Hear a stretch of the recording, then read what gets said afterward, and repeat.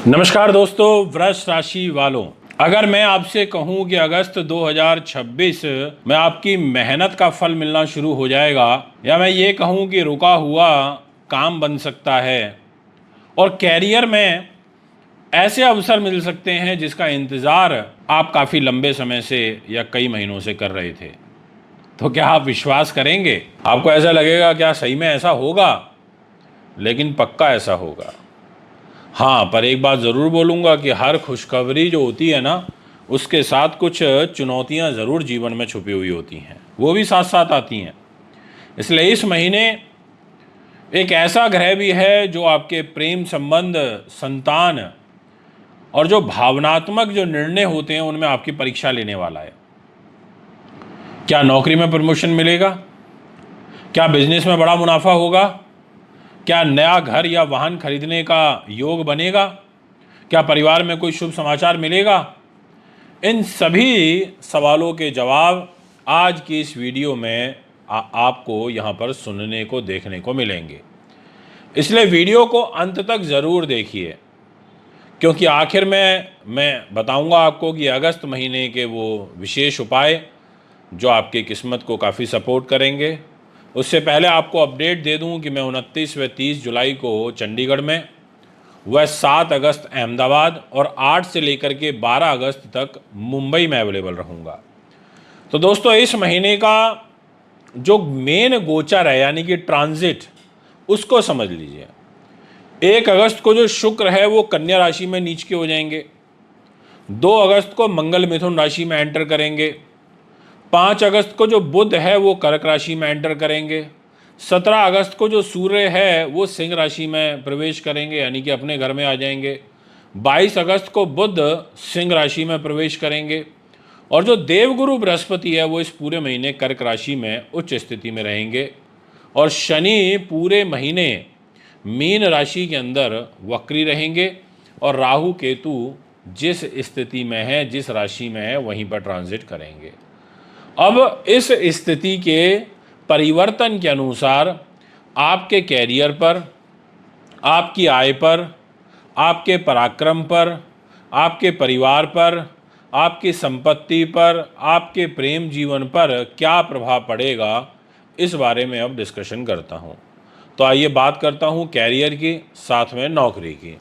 अगर आप नौकरी करते हैं तो ये जो अगस्त का महीना है वो आपके लिए काफ़ी महत्वपूर्ण साबित हो सकता है, क्योंकि आपका जो 10th हाउस है, जहाँ पर 11 नंबर लिखा है, जिसे दसम भाव कहते हैं, यह अचानक से आपको कोई नया अवसर दे सकता है, कोई नई पहचान आपको दिला सकता है। जो लोग प्रमोशन के लिए, नौकरी के लिए, ट्रांसफ़र की प्रतीक्षा कर रहे हैं, उनके लिए एक पॉजिटिव अप्रोच, एक पॉजिटिव अवसर प्राप्त हो सकता है। 17 अगस्त के बाद सूर्य आपके चतुर्थ भाव में चले जाएंगे, यानी कि वो स्वग्रही हो जाएंगे, यानी कि वो अपने घर में आ जाएंगे, जिससे आपका कार्य और साथ में परिवार दोनों के बीच में एक संतुलन बनाना बहुत आवश्यक होगा।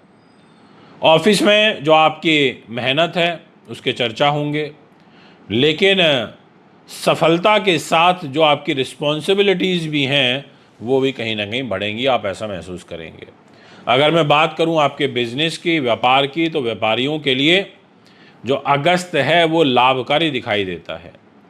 जो उच्च के गुरु हैं वो तीसरे भाव में बैठ करके आपको नए अवसर देंगे, नए ग्राहक देंगे, नई योजनाएं देंगे और तीसरा घर यानी कि जहाँ 4 नंबर लिखा हुआ है वहाँ गुरु उच्च का हो जाएगा, तो साहस पराक्रम में वृद्धि करेंगे। और जो राहु है वो दसम भाव में होने से जो एक डिजिटल बिजनेस होता है, जो एक ऑनलाइन बिजनेस होता है, यानी कि मीडिया, कंसल्टेंसी, शिक्षा, मार्केटिंग, इस तरीके के जो कार्य व्यवसाय होते हैं उनमें आपको विशेष लाभ मिल सकता है। यदि आप कोई नया बिजनेस शुरू करना चाहते हैं तो महीने का जो सेकेंड पार्ट होगा वो अधिक आपके लिए अनुकूल रहेगा, ये मैं आपसे कहना चाहता हूँ। अब बात करते हैं आपकी धन की, आपकी आर्थिक स्थिति की। तो जो पैसे का घर है, यानी कि जहाँ पर लिखा हुआ है आपका 3 नंबर, वो आपका पैसे का घर है और इस 3 नंबर वाले घर में आपके मंगल ग्रह का गोचर हो जाएगा। तो ऐसी स्थिति में आएंगे तो शत्रु राशि में, पर जो धन कमाने की इच्छा होती है, जो क्षमता होती है, उसको बढ़ाएंगे। जो वक्री शनि है वो आपके 11th हाउस में बैठ करके धीरे धीरे धीरे धीरे आपको लाभ देने के योग बनाएंगे, क्योंकि जो शनि है उसके पास आपका भाग्य भी है और आपका कैरियर भी है, और जाकर के बैठेगा आपके प्रॉफिट के घर में। यानी कि ये योग आपके लिए अच्छा है कि वो आपके भाग्य को प्रबल करेगा।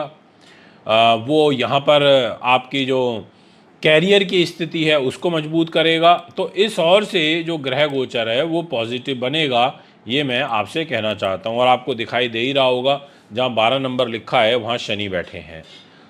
और जो आपकी राशि है वो वृष है, उसके लॉर्ड शुक्र होते हैं, वो शनि के मित्र हैं। तो ऐसी स्थिति में यहाँ अच्छे लाभ आपको प्राप्त होंगे। धन के दृष्टिकोण से भी जो ग्रह स्थिति है वो ठीक रहेगी। पर हाँ, एक बात बोलूँगा, जल्दबाजी में निवेश मत करिएगा। और इसके अलावा जो महीने का जो अंतिम सप्ताह होगा आखिरी, उसमें आपकी जो फाइनेंशियल स्थिति है वो कंपैरेटिवली और बेटर हो सकती है। परिवार और संपत्ति के दृष्टिकोण से ये बोलूँगा कि परिवार में तो देखो मनमुटाव रहेंगे, पर संपत्ति के दृष्टिकोण से ये कहा जा सकता है कि 17 अगस्त के बाद घर परिवार से जो जुड़े मामले हैं उनमें ध्यान बढ़ेगा। जो केतु ग्रह है वो आपका 4th हाउस में बैठा है और उसी घर में सूर्य भी आएगा। तो सूर्य केतु की युति होने के कारण मदर की हेल्थ के ऊपर नेगेटिव इम्पैक्ट पड़ेगा और आपको कोलेस्ट्रॉल और हार्ट का विशेष ध्यान रखना पड़ेगा। गलत फहमी जो होती है ना, वो कई बार दूरियां बढ़ा देती है, तो आप इस चीज़ का विशेष ध्यान रखें, गलत फहमियों से बचें। और घर का जैसे मरम्मत का काम हो गया या वाहन का कोई प्रॉपर्टी से जुड़े हुए जो कार्य हैं वो थोड़ा सोच समझ के करने हैं। अगर मैं आपकी प्रेम की बात करूं, मैं आपकी लव लाइफ की बात करूं, तो मैं ये कहना चाहूँगा कि ये है 5th हाउस, यानी कि जहाँ 6 नंबर लिखा है वो आपके मैरिज का वो आपके प्रेम का घर है। तो शुक्र जो है आपके 5th हाउस में नीच स्थिति में ट्रांजिट करेंगे 1 अगस्त से। तो यानी कि ये एक तरीके से उतना अच्छा योग नहीं होता है कि अगर प्रेम का कारक ग्रह प्रेम के घर में आके नीच हो जाए। तो प्रेम संबंधों में जल्दबाजी नहीं दिखानी, गलत फहमी से बचना है। बहुत ज़्यादा आपको कहते हैं ना, अपेक्षाएं इंसान बहुत ज़्यादा कर लेता है और फिर वो टूटती हैं तो दुख होता है। तो उस चीज़ का तनाव आपको नहीं लेना है। यदि आप किसी रिश्ते में हैं तो आपको कम्युनिकेशन गैप ना हो, इस चीज़ का ध्यान रखना है, यानी कि संवाद जो है वो बनाए रखना है। और जो अविवाहित लोग हैं उनको कहीं ना कहीं यहाँ थोड़ा सा रिश्तों के जो प्रस्ताव हैं वो आने में दिक्कत आ सकती है। जल्दबाजी में मतलब अगर आ भी जाए तो कोई डिसीज़न मत करिएगा, ये मैं आपसे कहना चाहूँगा। इसके अलावा बच्चों की तरफ से थोड़ा सा तनाव आ सकता है, ये मैं आपसे कहूँगा। और अगर हम बात करें विशेष रूप से आपके वैवाहिक जीवन की, तो जहाँ 8 नंबर लिखा है वो आपकी मैरिज का घर है और उस घर का लॉर्ड आपके 2nd हाउस में आकर के बैठ गया। तो ऐसी स्थिति में यहाँ पर एवरेज रिलेशन रहेगा आपके जीवन साथी के साथ, कोई बहुत बेहतरीन तो नहीं दिखाई देता। यदि मैं बात करूं आपकी शिक्षा की और प्रतियोगी परीक्षाओं की, तो मैं कह सकता हूं कि विद्यार्थियों के लिए जो समय है वो मिला जुला सा है, बहुत ज़्यादा फेवरेबल तो नहीं है। हाँ, पर उच्च के गुरु हैं तो आपकी काबिलियत को, आपके अध्ययन को, आपके संचार कम्युनिकेशन को बेटर करेंगे। जो लोग पढ़ाने लिखाने से रिलेटेड काम करते हैं, लेखन तकनीक से जुड़े हुए हैं, मीडिया से हैं, उनके लिए लाभ अच्छे मिल सकते हैं। बाकी अदरवाइज़ बहुत ज़्यादा अनुकूल स्थिति नहीं दिखाई दे रही। अगर हेल्थ पॉइंट ऑफ व्यू से हम बात करें तो कहूँगा कि थोड़ा गले से रिलेटेड, साथ में दांतों से रिलेटेड, पाचन संबंधी कष्ट, तनाव और अपना अनियमित जो एक खान पान है, इन सभी चीज़ों से बचना है, इन सब और से थोड़ा विशेष ध्यान रखना है। अब आती है सबसे इम्पॉर्टेंट बात कि इस महीने क्या करें। तो सबसे पहले बोलूँगा कि परिवार के साथ समय बिताएं, नए संपर्क बनाएं, दूसरे नंबर पे कहूँगा। तीसरे नंबर पे कहूँगा कि कैरियर में अगर नए अवसर आ रहे हैं तो उस अपॉर्चुनिटी का लाभ उठाएं। 4th नंबर पे कहूँगा कि नियमित व्यायाम करें और 5th पे यही कहूँगा कि पॉजिटिव अप्रोच के साथ आप कार्य करें। अब बात करूँगा कि इस महीने क्या ना करें। तो गुस्से में आपको निर्णय नहीं लेना है, प्रेम संबंधों में आपको अहंकार से बचना है, जोखिम भरे निवेश आपको इस महीने उतने नहीं लेने हैं और परिवार में अनदेखी बिल्कुल भी नहीं करनी है। उपाय रेमेडीज जो सबसे इम्पॉर्टेंट पार्ट होता है कि शुक्र के दान ज़रूर करना, क्योंकि शुक्र इस महीने नीच रहेगा। तो शुक्रवार के दिन सफ़ेद चीज़ें, दूध, दही, चावल, चीनी, पनीर, बूरा, ऐसी चीज़ों का दान करें। शुक्रवार को माता लक्ष्मी की पूजा करें, है ना। और गाय को हरा चारा ज़रूर आप खिलाएं बुधवार के दिन। बुधवार को हरे मूंग का दाल करें। शनिवार को ज़रूरतमंद व्यक्ति को काले तिल का या सरसों के तेल का, ब्लैक वाले चने जो होते हैं उसका, ऐसी चीज़ों का आपको ज़रूर करना चाहिए।